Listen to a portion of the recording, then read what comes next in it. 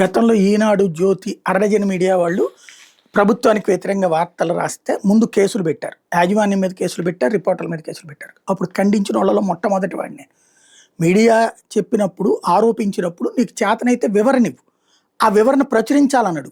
అది లీగల్‌గా వెళ్ళండి. అంతేగాని కేసులు పెట్టి అరెస్టులు చేసి ఏడిపించే ధోరణి ఏంటి అన్నది ప్రస్తావించా. ఈవెన్ ఆ తర్వాత న్యాయస్థానాలు కూడా అదే తీర్పిచ్చినాయి. నువ్వు పేపర్‌లో వచ్చేదానికి ఆన్సర్ ఇయ్యండి.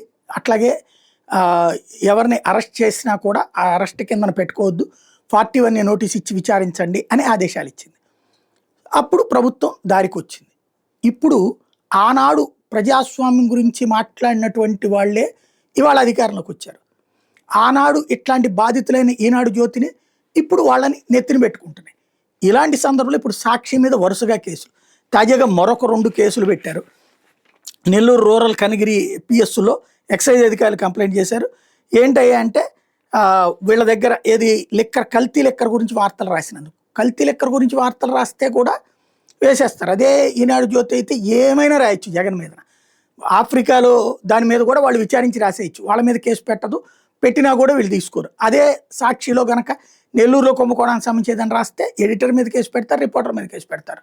దీన్ని ఒక్క జర్నలిస్ట్ సంఘాలు ఖండించట్లేదు. దీని మీద ప్రజా ప్రయోజన వ్యాజ్యాలు కోర్టులో వేయట్లేదు. ఇదే జరిగితే రేపు పొద్దున ఏమవుతుంది?